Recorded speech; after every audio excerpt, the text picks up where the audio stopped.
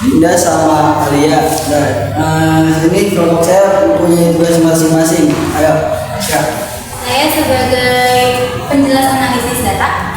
Saya sebagai pemateri 1. Saya sebagai pemateri 2. Saya sebagai pemateri 3. Saya sebagai pemateri 4. Tujuannya itu ada dua. Yang pertama, dapat mengamati pembentukan bayangan pada lensa. Yang kedua, dapat membentuk titik fokus pada lensa. Selanjutnya ada alat dan bahan dijelasin sama Rita. Untuk alat dan bahannya ada lensa jebol, lensa jepung, lilin atau lampu, misar, dan warna. Untuk cermin jepung ada dua jenis, yaitu cermin jembung dan cermin cekung. Cermin jembung mempunyai titik fokus, titik api negatif, di mana sebuah sinar yang sejajar menjadi tersebar, atau divergen.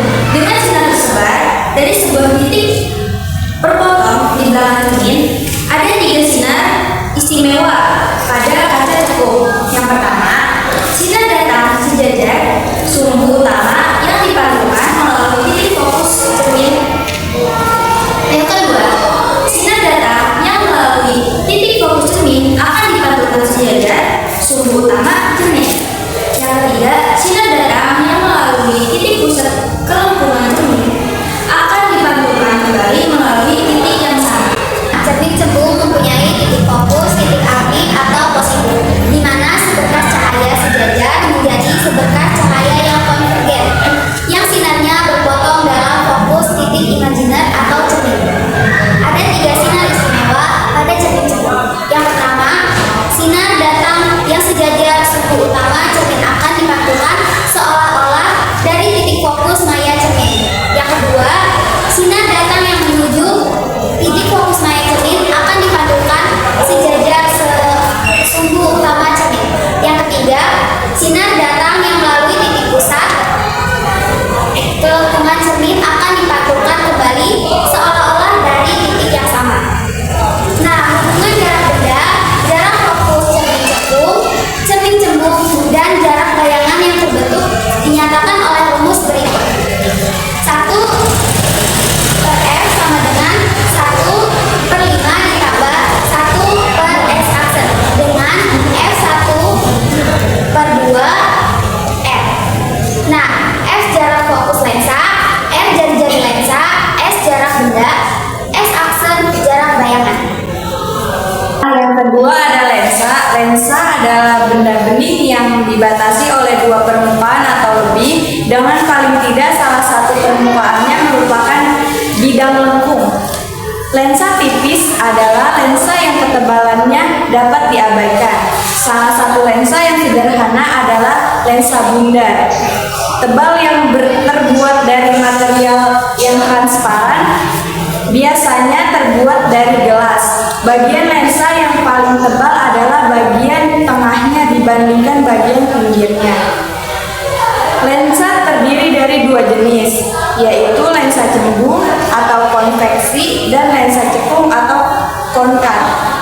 Lensa cembung memiliki bagian tengah yang lebih tebal daripada bagian tepinya. Lensa ini bersifat mengumpulkan sinar sehingga disebut juga lensa konvergen. Sedangkan lensa cekung memiliki bagian tengah yang lebih tipis daripada tepinya. Karena lensa ini bersifat memancarkan sinar, maka lensa ini dinamakan divergen. Saya akan menjelaskan langkah kegiatan. Langkah kegiatannya apa aja sih? Pertama, siapkan alat dan bahan. Yang kedua, nyalakan lilin menggunakan korek api. Yang ketiga, arahkan lilin mendekati lensa untuk menghasilkan suatu bayangan. Yang keempat, amati dan tulis jarak antara lilin, lensa cembung, bahan, dan layar putih. Nah, untuk data pengamatannya, 1. Mengapa percobaan dilakukan 3 kali varian data? Karena untuk membuktikan percobaan praktik dengan perbedaan jarak benda ke lensa dan jarak benda ke bayangan dengan jarak yang berbeda.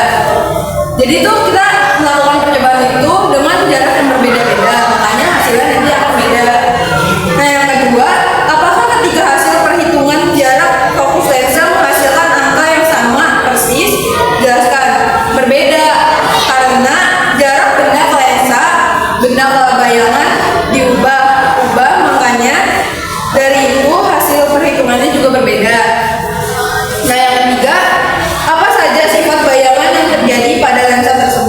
sifat bayangan yang terjadi juga berbeda karena daerah benda berbeda, makanya ada yang samar, ada yang jelas dan sangat jelas. Selanjutnya ada analisis data. Karena kita melakukan 3 kali percobaan, yang pertama itu kita mendapatkan jarak benda 8 cm dan jarak bayangan itu 14 cm. Maka F sama dengan S ditambah S aksen per S dikali S aksen. Sama dengan kita masukkan S-nya itu jarak bendanya itu 8 cm ditambah S aksennya itu jarak bayangnya itu 14 per S nya itu 8 ditambah dikali S aksennya itu 14. Kita dapatkan hasil 8 tambah 14 itu 22 per 8 dikali 14 itu 112. Ini kalau dibagi akan menghasilkan 0,19. Kita bisa ubah lagi menjadi 19 dikali 10 pangkat min 1 cm. Dan yang kedua kita mendapatkan hasil 8 cm dan jarak bayangnya itu 20 cm. Maka F sama dengan S ditambah S aksen per S dikali S aksen. S nya itu 8 ditambah S aksennya itu 20 per S nya itu 8 dikali 20. 8 ditambah 20 itu 28 ditambah 8 dikali 20 itu 160. Ini kalau dibagi jadi 0,175. Kalau diubah lagi bisa menjadi 175 dikali 10 pangkat min 1 cm. Dan yang ketiga kita dapatkan hasil 9 cm dan 18 cm. Maka F sama dengan S ditambah S aksen per S tambah S aksen. S nya itu 9 cm ditambah S aksennya itu 18. Berarti ini dikali ini jadi 8. 9 ditambah 18 itu 27 per 9 dikali 18 itu 162. Kita bagi jadi 0,16. Kita ubah lagi jadi 16 dikali 10 pangkat 1 cm.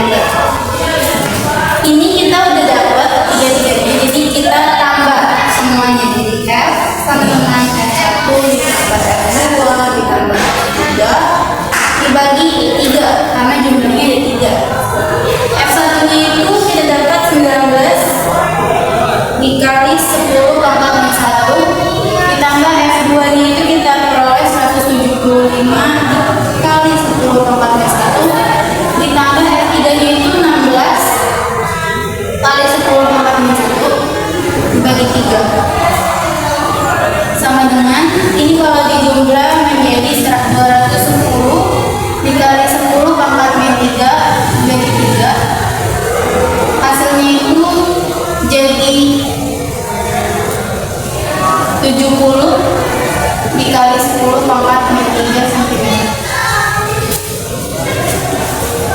Itu berhasil menunjukkan cara menentukan jarak fokus lensa secara eksperimental. Hasil yang konsisten dengan teori membuktikan bahwa sifat optik lensa sesuai dengan hukum fisika optik. Dari kelompok ini, assalamualaikum warahmatullahi wabarakatuh.